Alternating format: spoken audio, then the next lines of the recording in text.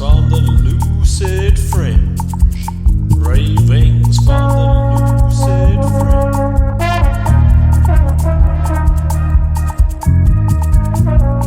Musings from an unpasteurized life.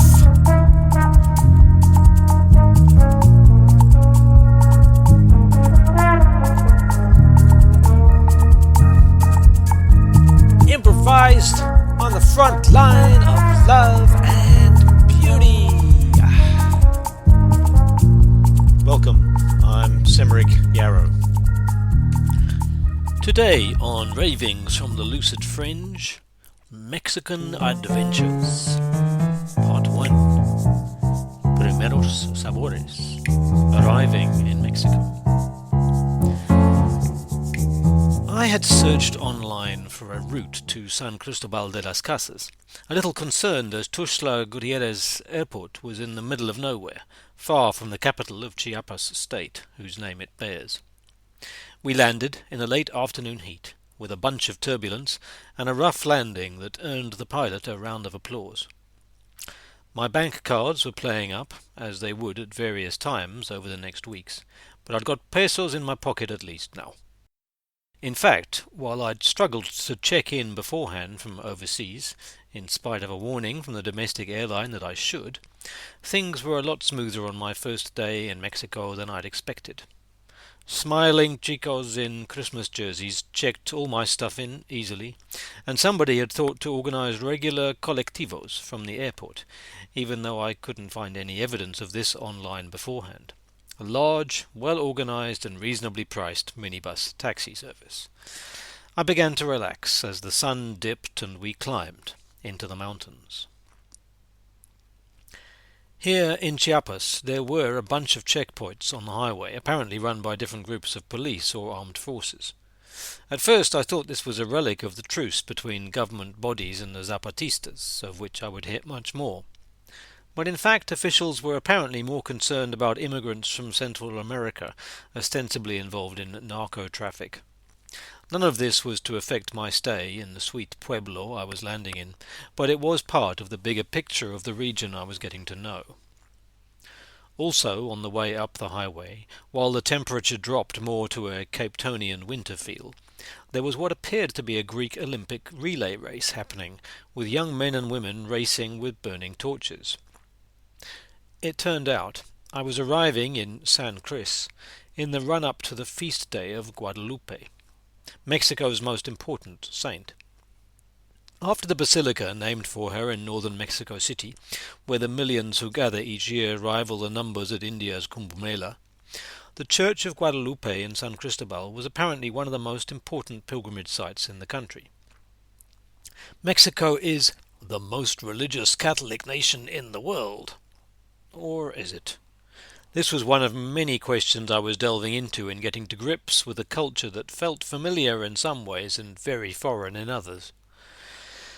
I took a regular taxi to my accommodation, and my driver found a way around the gridlocked streets.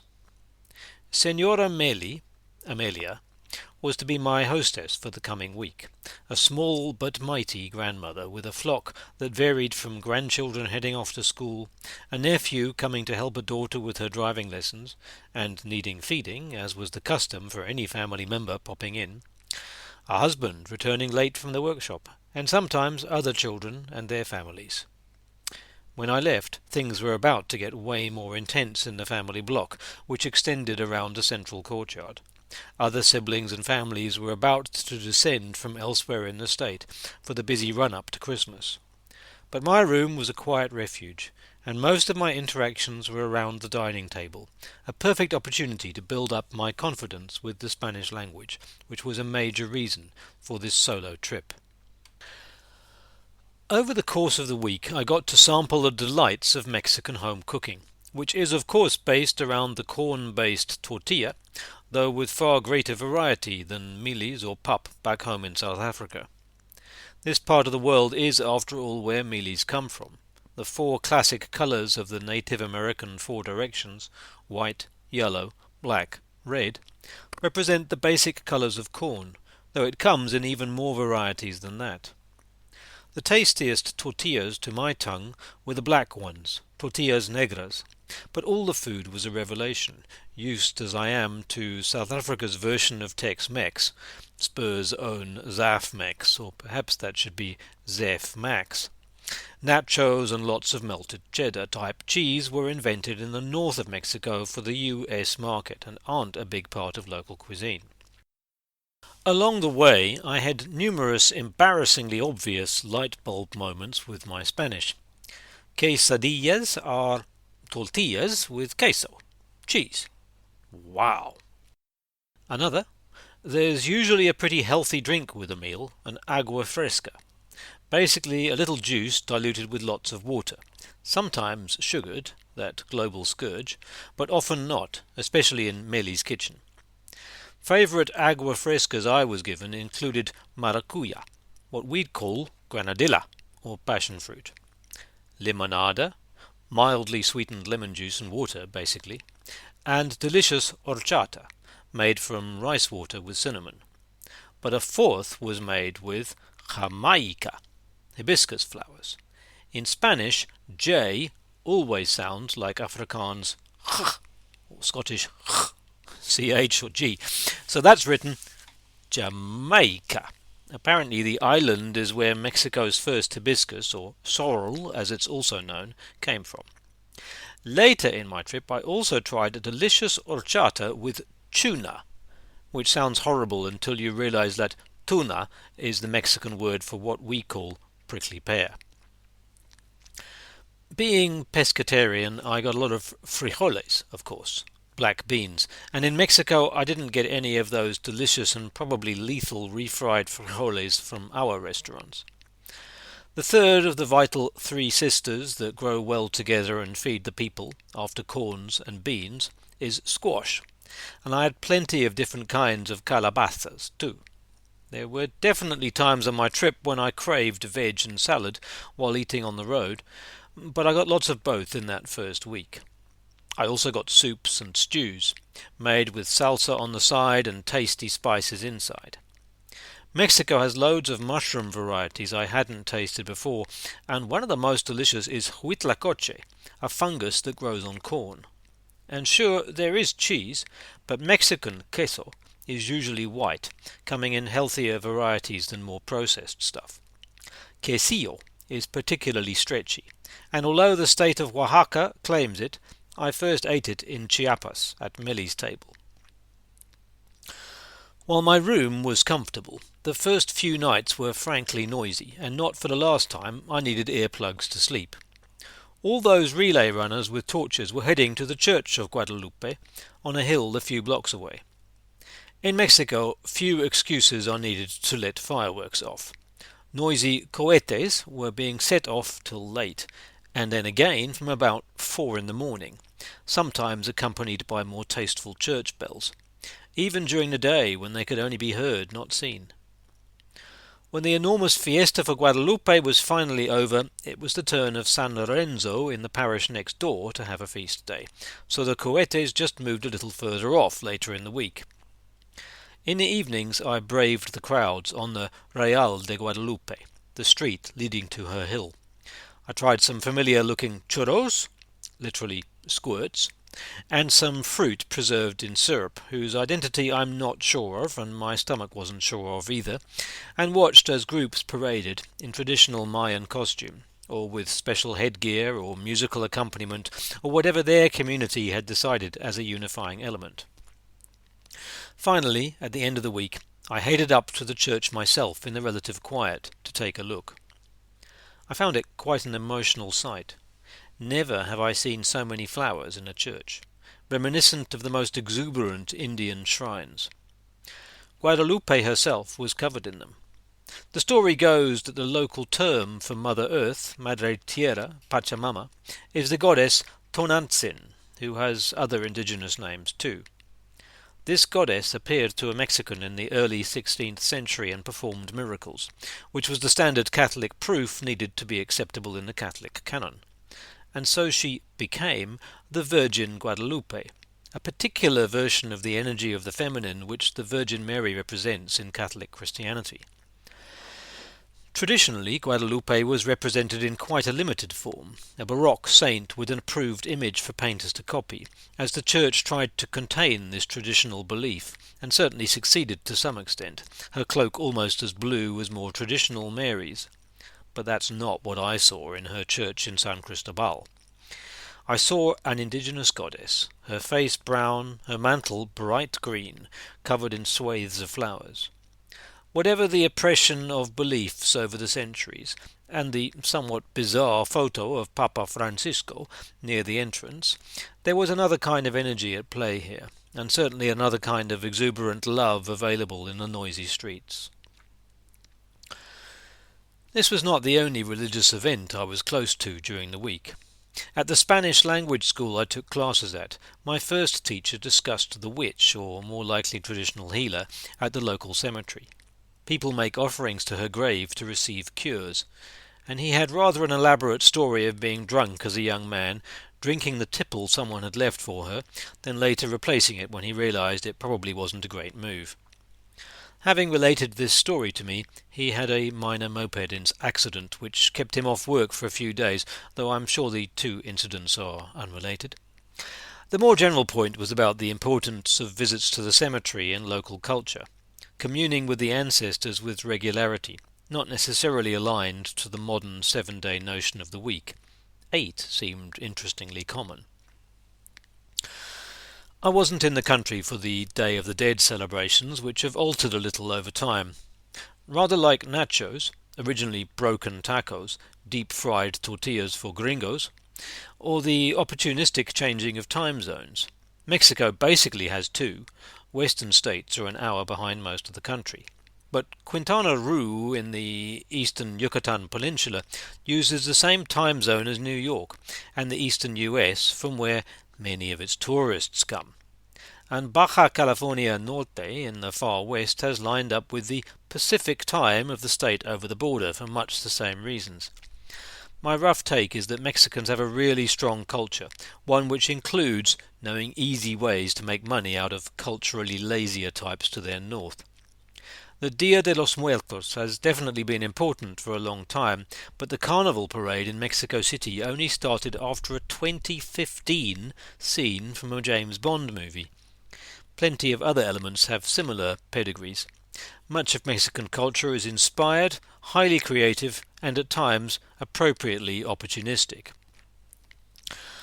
But death and its place in the cycle of life is genuinely taken on by the culture.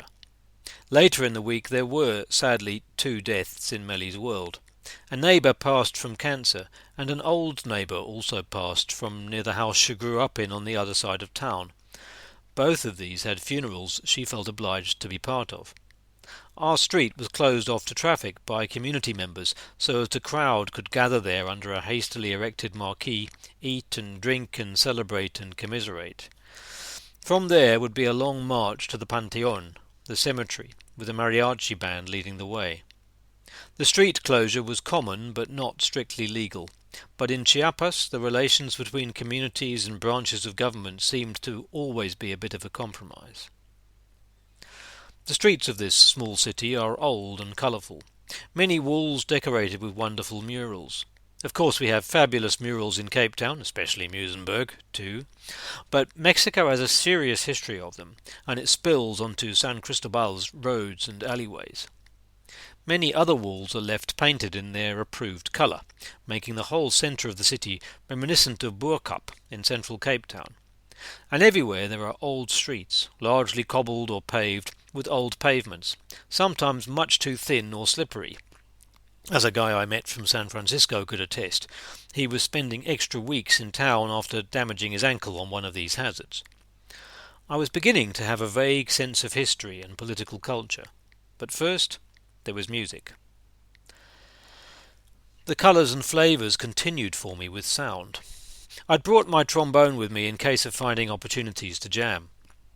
One reason I got going on this track to learn more Espanol and visit Latin America is that back in the 2000s I was part of Salsa Candela, our respectable 10-piece Cape Town salsa band, trying to play authentic Afro-Cuban salsa without actually knowing any Spanish or, in my case, much of the history. I just loved the music. We played and sang from a sheet, using the original lyrics, and several times were approached afterwards by Spanish speakers who erupted at us in excitement, completely incomprehensibly. I well remember the bass player making the cheesiest joke in the book to the audience that we were playing Celia Cruz's Soy Antiana because we couldn't afford the meat version. Thankfully there were no Spanish speakers around that night. As one of the horn players at the time, I was mostly interested in following the notes, learning the melodies and the riffs, and hopefully providing a little chaos when I got my chance to wail. But the basis of Afro-Cuban music is rhythm, based off various five-note clave forms. So getting the style absolutely right was key for our percussionists, one of whom went on a fact-finding trip to Cuba. The sweet pulse of the conga player, the arresting cracks of the timbales, and the fresh flavours of the bongos. Then the pianist added those double-octave Montuno vamps, and the bassist the tumbao groove. I'd played Latin jazz for years in big bands and smaller outfits. Dizzy Gillespie's Manteca, a personal favourite of mine even as a teenager. Manteca means fat, as in lard, referring to the tasty grooves, which I could definitely appreciate metaphorically without eating the real stuff myself. Of course, mariachi is the cliché of Mexican music, but the island of Cuba is close, and salsa has been around in the country for a really long time. Indeed, while there are many origin myths for the name salsa, sauce, being applied to the mix of styles the music represents, some of which take place in Cuba, some in New York. At least one talks of an Afro-Cuban band leader in Mexico City asking the players to add more salsa to their playing, just like Mexicans add spicy sauce to their food.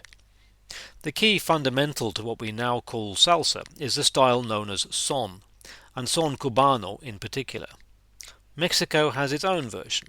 Veracruz on the east coast is the oldest colonial city, in many ways the equivalent of Cape Town to South Africa, the place the Spanish first landed and set up a mainland base. As such, as with Cape Town, its demography is a bit different to the rest of the country. There is a sizable group of people there of African origin, whose ancestors were brought there as slaves and had connections in the Caribbean. Son Veracruz is its own style, with marimbas an important part of the African musical heritage in that part of Mexico. I didn't make it to Veracruz, but it's definitely on my list of places to visit if I get to return to the country. The reason I mention all this is that I got my wish to play salsa with some serious musicians in San Cristobal. Santi, a beautiful conga player and the brother of the boss of my language school, invited me to join them for a first gig in a mezcal bar one night, and for the evening we were a five-piece, including an incredibly soulful flautist, Charlie. San Cris is not short of salsa dance classes, and of course people got up and tried. Another thing I love about this music. It has complexity, challenge and interest for the musicians, but it's also a high-energy jawl for the audience that you kind of have to move to. Charlie couldn't make the second gig that week, which was at a rooftop bar, and I had to improvise some of the melodies I wasn't familiar with. But some others were classics I'd played years before in the Cape, like Son de la Loma, Son from the Hill. It was gratifying to get closer to the source, particularly with such warm and generous locals that dedicated much of their lives to creating this kind of vibe. My instinct is to fly free with musical performance, but learning the original frameworks and forms is like the scaffolding that allows that freedom to stay grounded. Mind you, at the end of this second evening, an audience member offered me a puff or two of that marijuana medicinal stuff with which to fly off further. I politely declined, particularly given that I had to find my way home on foot in an unfamiliar town, and I had a Spanish class at 8 the next morning. These are just a few of the flavours of my arrival in Mexico, a country twice the size of South Africa, which I had by now barely scratched the surface of. There was still so much to learn about the country, about Chiapas, and about San Cristobal de las Casas, but I had landed close to the hills.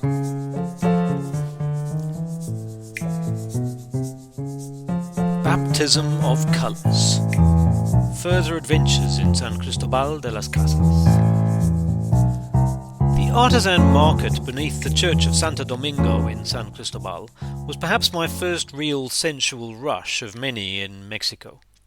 Exquisite colours and design details in the range of fabrics and clothes on offer.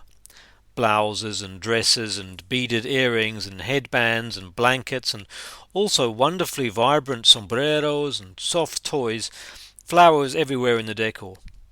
Here was my first hint, too, of Mexican biodiversity, a treat I was still unaware of.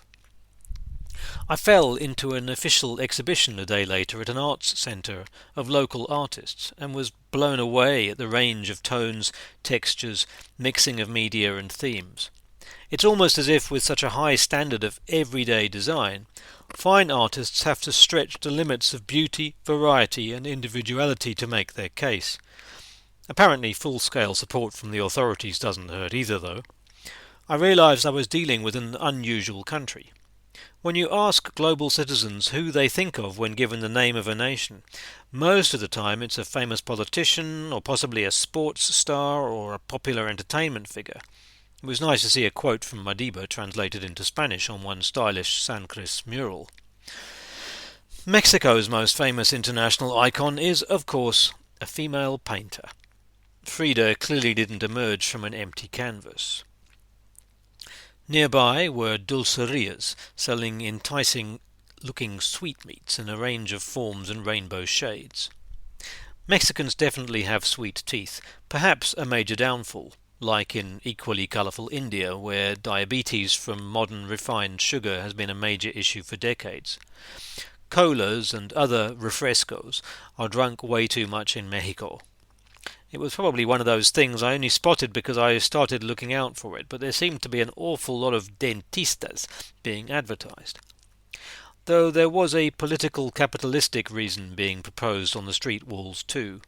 Companies buying up rights to the aging water system, not treating it properly so that drinking water needed to be bought in plastic urns and tempting colas weren't much more expensive.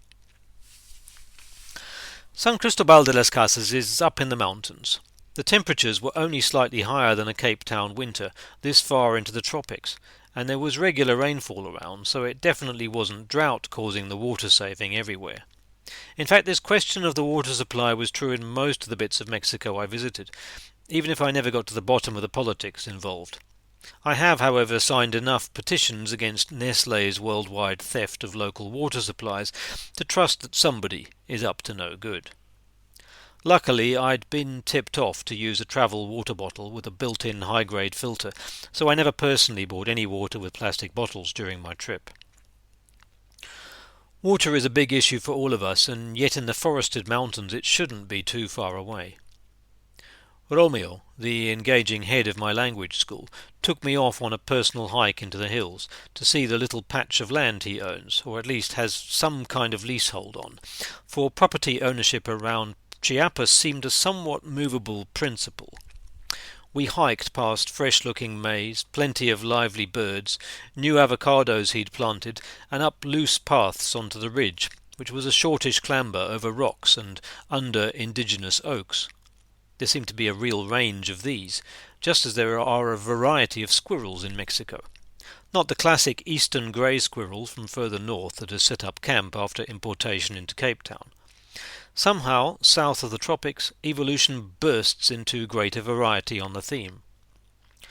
This was also my first glimpse of bromeliads, small epiphyte plants which explode into millions of wannabe seeds and occasionally make a successful landing on a branch or trunk, or even the ground. While they use nothing from their host but a landing perch, they turn the trees themselves into what I began to see as Dr. Seuss plants, giving them frills worthy of an operatic diva. Later I learnt that they flower once in their 20-year life cycles. Their looping long flowers and colourful surrounding leaves an occasional forest sight. Simply because there are so many of them, someone is bound to be blooming. There were medicinal nuts and vultures soaring over the peaks, and also the remnants of scarring industrial tracks into the forests. None of the trees around us were old growth, because the area was razed by the timber hunters a century ago, though it's lovely to see the effects of the regrowth. As we left, this cosmopolitan urbanite turned to give his gratitude for the woods, sharing that this was what his grandparents had taught him to do. We weren't very far out of town. Fireworks were still audibly cracking in the distance, but it was enough. Sitting and sharing our packed lunch in the wooden cabin he was putting finishing touches to, I felt our camaraderie, similar ages, similar senses of what really matters. The next day I hummed along heartily as the school celebrated his birthday, with a colourful, of course, and deliciously moist Mexican cake, another local artisan skill I needed to add to the list, and a song that was far more elaborate and much more beautiful, and hence sung with more gusto than most South African versions of Happy Birthday, Minim Nandi Kuwe. I couldn't help feeling we've missed a trick, just carrying on with this overused US pop number, rather than coming up with some numbers of our own. Feel Suluk is a bit better in Afrikaans, at least. The Mexican song is called Las Mañanitas, if you want to find out more. My next trip out of town was to Hot Springs. Now, Mexico has a lot of active volcanoes, giving some hint of the geology below the surface, and so this experience wasn't quite what I'm used to in our South African thermal baths. We drove out past a gorgeous canyon that reminded me of the Garden Route, and was rather bizarrely adjoining a training area for the Mexican Navy, somewhere extremely far from any coast they might be claiming to protect. And we found this place, dedicated to Carmen, one of those Spanish saint figures that turns up a lot. It took me till the end of the trip to really unpack her historical role, as Catholic saints and mystics often have almost as many faces as Hindu gods. While the guide was keen on a lukewarm pool near an interesting spring, I was determined on a bit more heat elsewhere, and fairly soon others in the group joined me. The volcanic aspect brought a lot more sulphur, which combined with calcium meant surprisingly blue water, quickly tarnishing my silver necklace. Baking soda is the cheap solution for this, and a mild hint of rotten eggs. We seemed to have stumbled on a location for local tourism, as it was really all aimed at what I was beginning to realise was a huge domestic travel market. There was a range of street food and drink possibilities, and I had an elote. Basically, a mealie cob, but as it was local corn it was tasty and chewy and came with some spice and salt and cheese on the side. I sat in the pool, chatting for the first time to a bunch of international tourists like myself, and trying out a little English for the first time in a while. An intriguing bunch, at a time when mainstream news is mostly telling people to stay out of Mexico. A regular traveller from California and a young and earnest one from elsewhere in the US. An engaging French woman and a Breton I'd encountered in the bar the previous week. He had interesting thick metal piercings above his lips that looked, probably deliberately, like a Celtic Obelix moustache, and actually neither of them were really travelling. Cris was home, and both of them spoke great Spanish. There was a Dutchman based in the city too, one of the digital nomads who are filling Mexico up and probably driving up property prices, as us global types cause inadvertent gentrification wherever we tread. I did have a good few Spanish chats, though, to the Mexicans and the Argentinian in the party. The simple fact is that Spanish is the second most spoken home language in the world, after Mandarin Chinese, and most of the speakers are in the Americas. Around 100 million more first-language speakers than English. And Mexico has more of them than anywhere else, almost as many as the next three países hispanohablantes, Spain, Argentina and Colombia, put together. So Latin American tourists have a huge range of countries to speak their language in without travelling too far, even if there are some curious variations. Colombians use a lot of usted, the formal way of saying you, whereas Mexicans don't. And European Spaniards use vosotros a lot, which is an informal plural you, like ihr in German, that nobody else uses outside of Bible classes, so perhaps it's a bit like a Yorkshireman using thou. And Argentinians turn double L, which normally sounds like y, into sh. Pasa la toalla is presumably their way of confusing people in hostel shower rooms. Our day didn't end in the public pools, though. We crossed a bizarrely warm river and ended up in a hidden, and even more blue, pool in the forest, used mostly by locals. Beautiful nature, under the trees with birdsong, and with a gentle, shallow kind of quicksand at the bottom of the pool, and a natural jacuzzi on one side. I felt I was really breathing out at last, grateful for this day, even with the bumpy ride back to town. A different kind of baptism experience awaited on my other weekend outing. I headed to San Juan de Chamula, a pueblo up in the mists outside San Cristobal.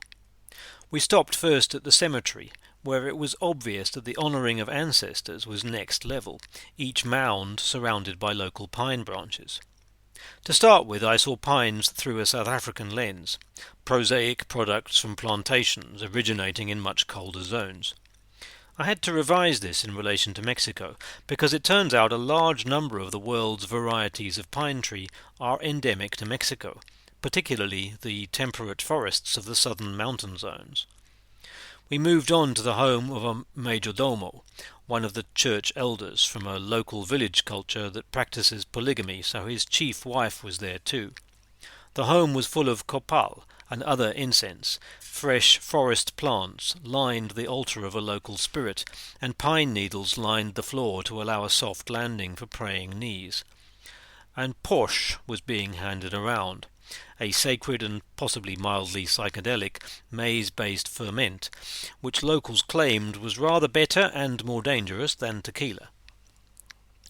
The church was more remarkable still as a site of ancient compromise, its outside decorated in multiple nature-exuding borders. Baptism in water was as important to Mayans as to Catholic Spaniards. Sir John the Baptist became the saint of the local church, getting pride of place way ahead of Jesus at the altar.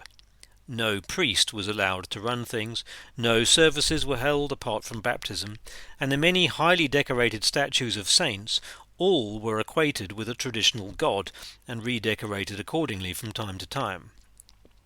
Some of the men present wore traditional elaborate furry jackets to mark their status. Many women and men were inside, praying on the pines, lighting candles as they sang their blessings. Here was more of that syncretic blending of belief in action. Another kind of sight awaited us in neighbouring Zinacantan, where parts of the church was smashed in Chiapas earthquake of 2017, and rapidly and impressively reconstructed by community-driven effort. Like volcanoes, earthquakes are part of the culture here. For all the drama, it definitely is something Mexicans universally know might happen. That famous Mayan belief in the destruction and rebirth of worlds is pretty obvious when you have such experiences around you regularly. The beliefs in Zinacantan are ostensibly rather more Catholic than in Chamula, but still the men of the town were meeting this Sunday morning wearing jackets with prescribed coloured stripes to sort out their local issues. Other men were rearranging flowers for their saints and playing music and passing around posh, which you were supposed to accept but could pour out into a personal container if you felt you shouldn't actually have any more. These containers were small yellow former engine oil bottles. Local women were absent from the chapel, not the church. Sex roles are still pretty strongly divided in many indigenous cultures, though one shouldn't automatically assume men have the power.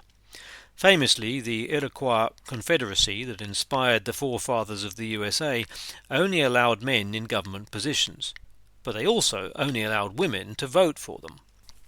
Women being seen as too busy to take on these community positions, but rather wiser to decide which men should be allowed to do it. The Founding Fathers ignored this part of the Iroquois social contract. In the church there were small wooden animals representing spirit guides, as well as the incredibly decorated saints, and a Jesus in something like an Elton John dressing gown who was wielding his cross like a guitar or microphone.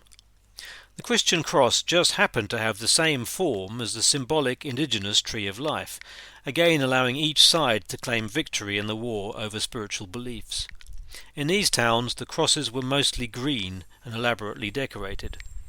I did wonder in both places about the authenticity of the experience when so many tourists were passing so often. In San Juan we weren't permitted to take photos inside the church because we would be capturing people's souls.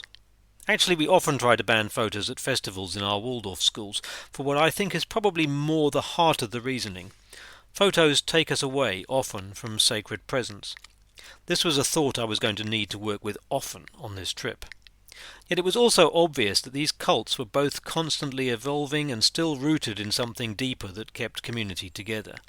The saints/gods all wore mirrors to remind the devotee that their prayer was ultimately to the best version of themselves. Intriguing too that two pueblos so close had so many differences in their practices. I was reminded of what I knew of the Mesoamerican city-states of the ancient Mayans, never forming one empire, but more feeding in culturally to each other, as in their medieval Italian near contemporaries. There were many more reflections on ancient Mesoamerica to come, and on the Mayans. Sometimes it's odd to think of Italian ancestors as Romans, a people who cooked weird things long before Mexican tomatoes or Chinese noodles made it to Italy, and who spoke in fairly serious and plummy English accents if the 50s Hollywood version of the Romans is true. Equally, here in Chiapas and in Guatemala to the east, the Mayans never disappeared, even if they'd left their ancestral temples and later been slaughtered by Spaniards and decimated by European disease. Pretty much everyone I met had a Mayan background. But who were the Mayans? People with shared culture to some extent, and great variety in other aspects seems obvious, though we have to be very careful with the obvious bit. The anthropological aspect of this question involves looking at many living languages. While the world may know about First Nations within the USA, the truth is the top 8 indigenous American languages still spoken in North America by numbers of speakers are Mexican, out of dozens of widely spoken indigenous languages in the country, and many of these are spoken in Chiapas. A few Mayan languages, Tzotzil, Tzeltal, and to a lesser extent Chol, are the most widespread of these. Bookshops in Cris featured trilingual children's picture books. There's an interesting balance here. Spanish has been dominant for so long. English is the lingua franca lots of people pay to get access to. Yet restoring the thought processes represented in indigenous languages is also incredibly important. We have some of the same issues in South Africa, though I do think we suffer a little by focusing only on English and indigenous languages, rather than formally including access to an international third language, at least one spoken widely in Africa like French or Portuguese. Languages are a kind of currency, and helping people access them is a delicate task, between necessary rerouting and rediscovery and gaining an international perspective. In fact, there would be a similar picture at work, in my opinion, with a healthy economic system. Different currencies for different levels of currency use, in concentric circles, a little like a permaculture design. At the core, local currencies in which everyday transactions took place, with strict rules emphasizing spending over saving to keep the local economy dynamic. Then, with controls, other currencies at regional, national, international levels to facilitate exchange where that's genuinely valuable, rather than leading to cheap imports and currency hoarding. Thoughts for another episode. One night, I sat and spoke in enthusiastic but probably inaccurate Spanish with a Swiss woman to discover an eco-village she was part of up in the mountains. We bounced ideas of how to make these sustainable, bringing international people in to work with locals that had never left Chiapas or even travelled much within it. I felt then that membership of the wandering tribe I'm part of. I'll never be a man with a deeply rooted historic culture in the land, for that's been smashed long ago, probably starting with those Roman types. Perhaps my grandchildren will find something like it again. I can only try to find those who will help me connect to it, and some of them are those whose ancestors suffered so much, but still have open hearts and a willingness to share. Even so, I sometimes feel the need to join in that global comfort zone. Later the same evening I drank a Mexican craft beer in a bar where the final soccer match of the season was on TV between Monterrey and America, a team from Mexico City. And the commentator was speaking in rapid-fire Spanish, which I now pretty much understood. The contradictions continued, even as the daily learning unfolded.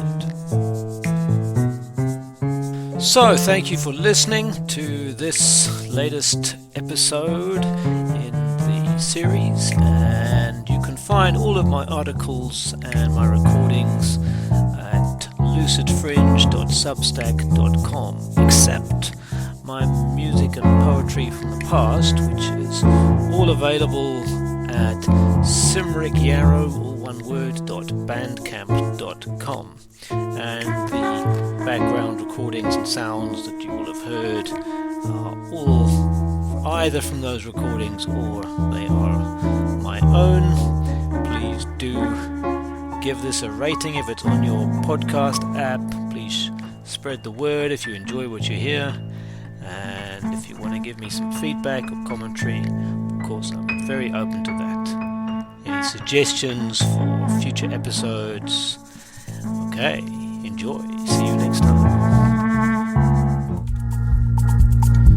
Ravings from the lucid fringe. Ravings from the lucid fringe.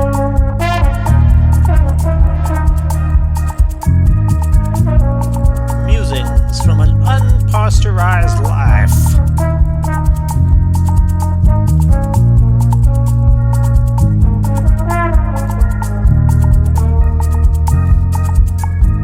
Improvised on the front line of love